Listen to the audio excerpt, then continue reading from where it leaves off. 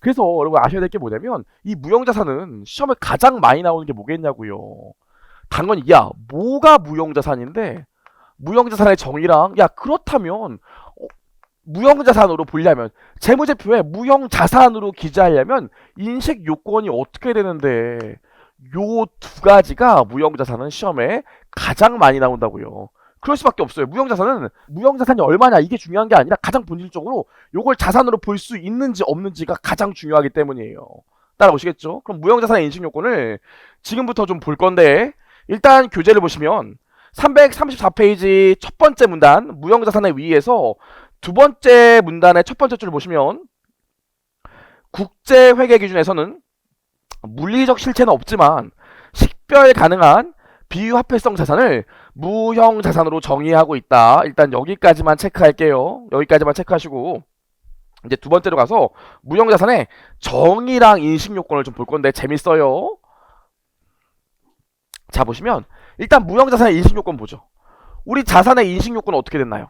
자산의 인식요건 다 똑같아요. 자산의 인식요건은 일단 첫 번째로 자산의 정의를 만족해야 되죠. 그쵸? 자산의 정의를 만족하고 두 번째 뭐 해야 돼? 미래, 경제적, 효이계, 유입, 가능성이 높아야 되죠. 그쵸? 이걸로 돈 벌 가능성이 높아야 된다고. 세 번째로 뭐 해줘야 돼? 세 번째로 자산의 원가를 신뢰성 있게 측정할 수 있을 때만 무형자산으로 잡을 수 있다고요. 어렵지 않죠? 여러분 그 회계 원리라서 이해하는 게 중요하지 책에 있는 몇 자 외우는 건 절대로 중요하지 않아요. 당장 계산 숫자 몇 개 맞는 것도 중요하지 않아. 이해를 해야 돼.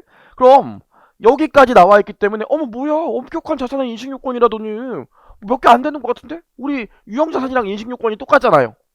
근데 이 무형자산의 정의를 보면 무형자산의 정의를 만족하기 위해선 세 가지가 꼭 만족돼야 돼요. 세 가지가. 첫 번째로 뭐냐면 식별 가능해야 됩니다. 내가 이게 무형자산이 있는지 없는지 식별 가능성 알아챌 수 있어야 돼요. 첫 번째 무형자산의 필수적인 정의가 식별 가능해야 되고요. 두 번째로 통제할 수 있어야 돼. 이 보이지 않는 권리를 내가 통제할 수 있어야 돼요. 세 번째로 뭐? 이 무형자산에서 미래 경제적 효익이 발생해야 돼요. 즉, 돈 벌 수 있어야 돼. 제가 막 그림을 그렸어. 내가 그린 그림 너무 훌륭해. 그 다음, 내가 그림 그린 제가 강의력이 너무 훌륭한 거. 내 강의력 너무 훌륭해. 내 강의력은 나만 쓸 수 있지. 근데 돈이 안 돼. 그럼 자산의 정의를 충족 못 하는 거예요. 얘랑 착각하지 말아야 될 게, 얘는 이거로 돈 벌 수 있느냐는 거고, 요거는 돈 벌 가능성이 높냐예요. 이해할 수 있겠지? 야, 이게 돈이 되겠냐? 돈 된대. 진짜 벌 수 있어? 벌 수 있어. 이해할 수 있겠죠? 그래서 일단 무형자산의 정의를 보면, 식별 가능해야 되고, 통제할 수 있어야 되고, 미래 경제적 효익이 발생해야 되는데, 식별 가능성 좀 붙어볼게요. 식별 가능성. 자, 어떻게 하면 눈에 보이지 않는 게 식별 가능할 수 있을까? 어떻게 하면? 여러분 저는 해커스에 무형자산에 해당할까요 안 할까요? 저라는 사람은 실체가 있으니까 유형자산이라고 하지 말고 저는 이 해커스에서 앞으로 몇 년간 강의를 해야 되거든요. 왜 해커스에서 몇 년간 강의해야 돼? 만약에 다른 데서 강의하면 소송장 날라올 수도 있어요. 왜 그러냐고요. 왜긴 왜요. 계약서에 묶여있으니까 그렇죠. 그쵸? 우리 박유천 씨 요즘 기사 나오던데 박유천 씨 보니까 JYJ 생각나네. 얘들도 뭐해? 왜 막 옛날에 이홍기 이런 애들이 확인해 보셨나요? FNC의 계약서 막 이런 얘기 하잖아요. 왜 그래? 한번 연애 계약서랑 계약서를 사인하고 나면 몇 년 동안은 무조건 거기에 묶여 있어야 된다고요.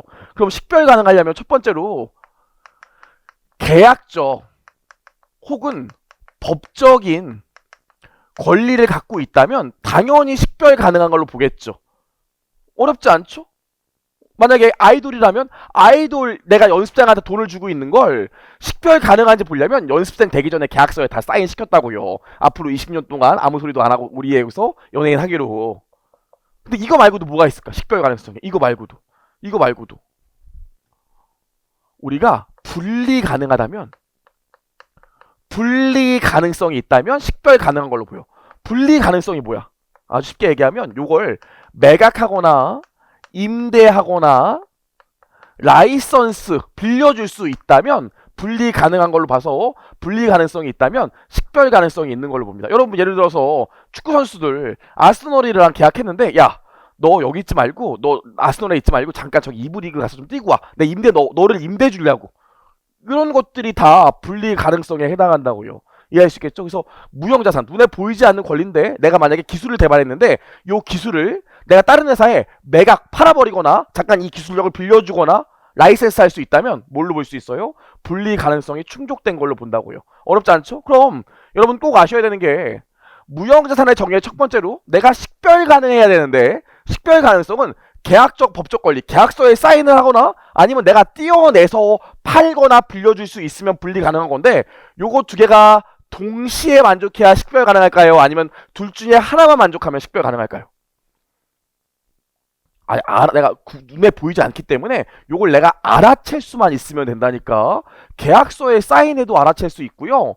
눈에 보이지 않는 우리 회사의 기술력을 딴 데 팔거나 빌려줘도 알아챌 수 있을 거 아닙니까? 그럼 당연히 어떻게 해야 돼?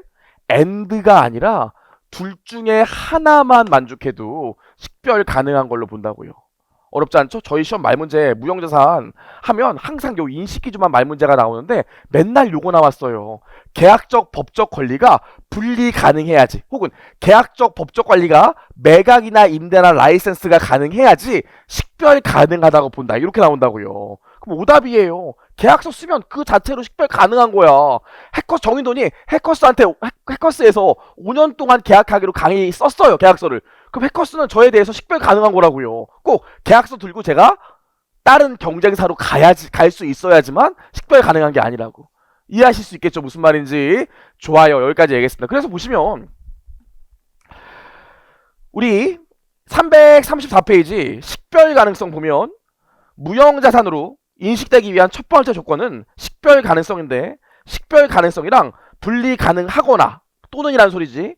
계약 자산이 계약상 권리 또는 기타 법적 권리로부터 발생한 것을 의미한다. 거기 또는이라고 좀 써주세요. 또는 둘 중에 하나만 만족하면 돼. 그래서 거기 뭐라고 나와 있습니까? 분리 가능성은 기업에 위도하는 무관하게 기업에서 분리하거나 분할할 수 있고 매각 이전 라이센스 임대 교환 가능성을 말한다. 여기까지만요. 그렇죠? 좋아 여기까지. 나머지는 읽어보시면 돼. 그래서 요게 시험에 가장 많이 나오는 얘기입니다. 두 번째로 통제 볼게요. 여러분 실제로 회계법인이나 법무법인은 가장 큰 자산이 뭐예요? 일 잘하는 회계사, 일 잘하는 변호사가 가장 큰 자산이라고요. 근데 그것들을 자산에 잡을 수 있어요, 없어요? 못 잡아요. 왜 못 잡아요? 사람을 잡아줄 수가 없기 때문이라고요. 우리가 일 잘하는 직원들을 무형자산으로 잡을 수 없어. 야, 여러분 김현장 같은 경우, 김현장이라 좀 그러나? 김현장 같은 경우에 왜 그 1등이에요? 뭐 여러 가지 이유가 있지만 진짜로 거기 일 잘하는 사람들이 제일 많다고요. 그렇죠? 뭐 그런 얘기하기 좀 그렇지만 3인에게 보는 텍스팀도 거기가 일 잘하는 사람이 제일 많기 때문에 제일 유명해요. 그게 걔네들의 자산이라고요. 하지만 재무제표 잡을 수 없습니다. 왜? 왜긴 왜요? 직원들은 언제 간둘지 모르기 때문이에요. 따라오시겠어요? 재미로 얘기하는 건데 그 회계사나 세무사가 되시면 가장 좋은 것 중에 하나가 뭐냐면 내가 관두고 싶을 때 관둘 수 있고요. 일하고 싶으면 다시 일할 수 있어요. 이게 가장 큰 장점이에요. 그 비하하는 거 아니고요. 그냥 얘기를 하는 건데 제가 옛날에 현대 시티캐피탈이라는 데를 감사 채무조정 나갔는데 거기가 정리해고 기간 중이어가지고 되게 분위기가 흉했어요. 정리해고 기간 중이라. 근데 제가 그때 3년차였고 1년차를 데리고 나갔는데 거기 과장님이 들어오시더니 그러는 거예요. 아휴 저 이번에 정리해고라서 분위기 장난 아니에요. 이번에 나가는 사람은 3년치 급여 한 번에 주고 그냥 자른다고 하더라고요. 그랬더니 제 옆에 있던 1년차 회계사가 아무 개념이 없는 분이죠. 와 대박 진짜 대박이네 이러는 거예요. 3년치 급여를 한 번에? 그래서 제가 그 과장님 표정이 있고 과장님 잠깐만요. 잠깐 나볼까 잠깐 나볼까 갖고 나와서 크게 뭐라고 했던 소리가 나. 이게 무슨 매너냐고. 실제로 여러분 아시겠지만 이 금융권에서 다니시던 분들 3년 급여 받고 나오면 그게 끝이야. 다른 게 할 수 있는 게 잘 없잖아요. 비하는 건 아니지만 저희 와이프도 은행 다니지만 나오면 할 수 있는 게 없어요. 근데 만약에 저희 회계법인에서 저희 회계법인이 정리해고를 해야 되는데 3년 급여 주실 테니까 지금 나가실 분들은 메일 써주세요. 만약 이런 메일이 와. 그럼 어떻게 해야 될까? 메일 쓰고 있으면 안 돼. 엘리베이터도 타면 안 돼. 바로 계단으로 인사가로 올라가야 돼요. 줄 서 있다고. 내가 먼저 하겠다고 손 들어야 돼요. 그럼 3년치 급여 받고 큰절한 다음에 한 두 달 쉬고 다른 데 취직하면 돼요.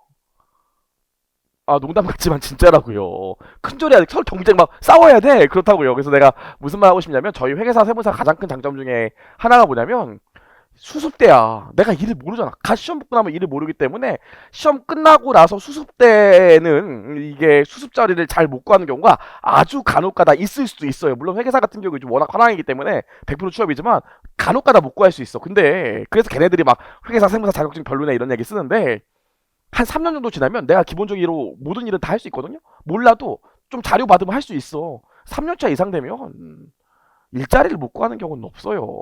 내가 하고 싶을 때 하는 거지.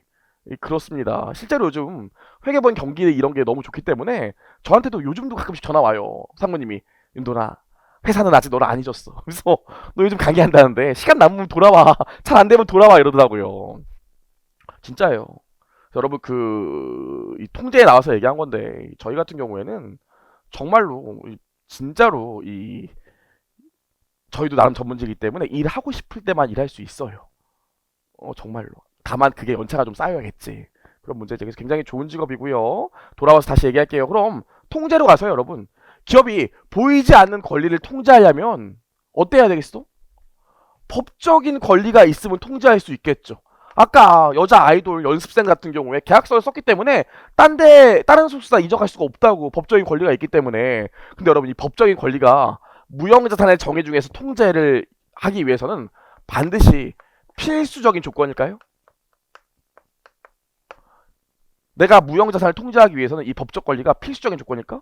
아니라고요. 우리 아까 얘기했지만 셀트리온 같은 경우에 약을 하나 개발했다고 칩시다. 이 약은 어떻게 개발하는지 나밖에 몰라. 이 약 어떻게 만드는지 나밖에 모르기 때문에 굳이 법적인 권리, 특허권을 신청해 놓지 않더라도 나밖에 모른다고요. 그렇기 때문에 아셔야 될 게 실제로 통제는 법적인 권리 그 이외의 사유로도 보호받을 수 있거나 통제할 수 있기 때문에 법적인 권리는 필요 조건 혹은 필수 조건이 아니에요.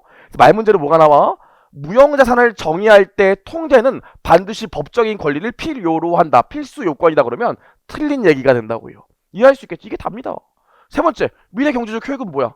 돈 벌 수 있느냐는 거지. 돈 벌 수 있어야 무형자산의 정의를 충족하는 걸로 봅니다. 어렵지 않죠? 그래서 요 정의를 다 만족하고 나면 미래 경제적 효익이 유입 가능성이 높은지 보고 그 금액을 신뢰성 있게 측정할 수 있다면 자산으로 기재할 수 있다고요.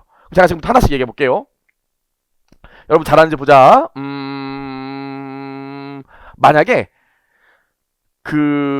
삼성전자에서 아주 반도체 새로운 걸 하나 만들었대. 뉴 혁신적인 반도체를 만들었대. 이거 반도체 새로운 혁신적인 반도체 만드는데 돈이 엄청 많이 들어갔대. 요거 무형자산으로 잡을 수 있는지 없는지 볼게요. 반도체 기술 딴 데 매각하거나 임대하거나 라이센스 할 수 있어요. 빌려줄 수 있다고. 그럼 요거는 통과하지. 그쵸? 법적인 권리는 없지만 이거 나밖에 못 만든대. 통제하고 있죠. 요거 갖고 있으면 돈 벌 수 있대. 맞지? 그럼 정의 통과. 미래 경제적 효익의 유입 가능성 높음. 곧 만들어갖고 지금 팔 건데 선주문도 들어오고 장난이 아니래. 그럼 요것도 만족이지. 그리고 내가 요 반도체 개발하는데 처음부터 끝까지 돈이 얼마 들어갔는지 다 기록해놨대. 그럼 무형자산으로 볼 수 있다고요. 또 한번 해볼게요.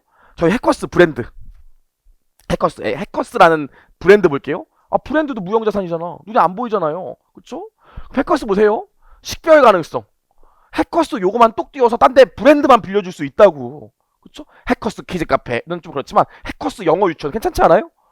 그쵸? 분리할 수 있다고? 법적인 권리 등록되어 있어요. 그쵸? 미래 경제적 효익이 발생. 해커스 붙이면 아무래도 좀 더 잘 팔린다고. 넘어가서 미래 경제적 효익의 유입 가능성 높아요. 붙여놓으면 좀 더 잘 팔린다니까? 제 책도 그렇고 이거 붙이면 좀 더 잘 팔려요. 해커스 이름 붙이면. 근데 신뢰성 있는 측정. 저희 회장님한테 불어가고 일로 앉아보세요. 앉아보세요.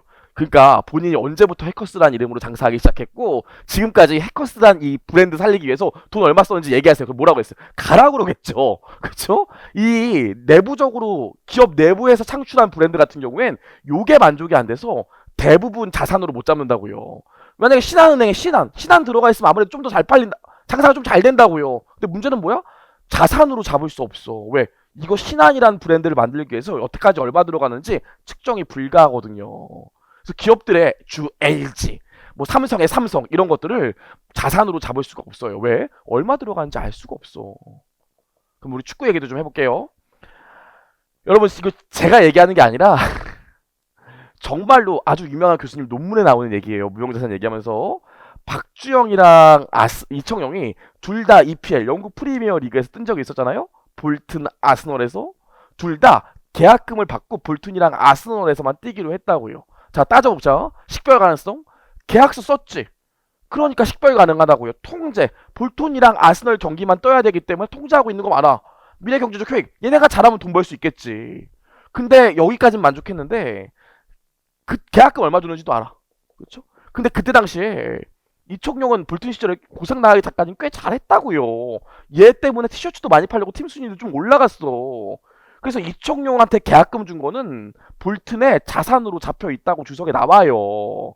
근데 이 아스널 시장의 박주영 보면 무시하는 건 아닌데 이게 뒤에서 그냥 애들 힐러나 해주고 그 경기는 못 나오고 그러다 보니까 이게 진짜 티셔츠도 안 팔리고 팀 순위에도 전혀 도움이 안 됐다고요. 이게 만족이 안 돼서 그때 당시 아스널의 재무제표를 보면 박주영의 계약금이 그냥 비용 처리 바로 돼 있다고요. 아시겠어요? 그래서 우리가 지금 따지는 요것들이 그렇게 쉬운 얘기들은 아니고 굉장히 중요한 얘기예요. 정리할 수 있겠지? 좋아요. 여기까지 했습니다. 그래서 우리 335페이지 통제 첫 번째 문단 보시면 무형자산을 인식하기 위한 둘째 조건은 자원에 대한 통제이다 나와 있고요. 기업이 특정 자원에서 유입되는 경제적 효익을 확보할 수 있고 그 효익에 대한 제3자의 접근을 제한할 수 있을 때 그 자산을 통제할 수 있는 것으로 본다. 대부분의 무형자산에 대한 통제 능력은 법적 권리에서 나오지만 법적 집행 가능성이 통제의 필요 요건은 아니다 나와 있죠. 그 밑에 예를 들어둔 게 숙련된 종업원 등이에요. 숙련된 종업원은 절대로 자산으로 잡을 수 없다고요. 그렇죠? 읽어보시면 되고 2.4의 미래 경제적 효익은 그냥 읽어보시면 돼. 무형 자산의 미래 경제적 효익은 제품의 매출, 용역 수익, 원가 절감 또는 자산의 사용에 따른 기타 효익에서 발생할 수 있다. 미래 경제적 효익의 존재는 무형 자산에만 국한되는 것은 아니라 전반적인 자산을 정의하는데 필요적인 요건이다. 보시면 되고요. 넘겨보시면 무형 자산의 인식 요건이 나오는데 무형 자산의 인식 요건 제가 얘기했잖아요. 거기 나와 있네. 1번. 기업의 미래 경제적 효익이 기업에 유입될 가능성이 높고 자산의 원가를 신뢰성 있게 측정할 수 있으면 된다. 똑같이 나와 있죠? 거기까지 체크만 하시면 되고요. 나머지는 그냥 여러분 읽어보시면 돼. 지금 제가 설명한 게 다예요.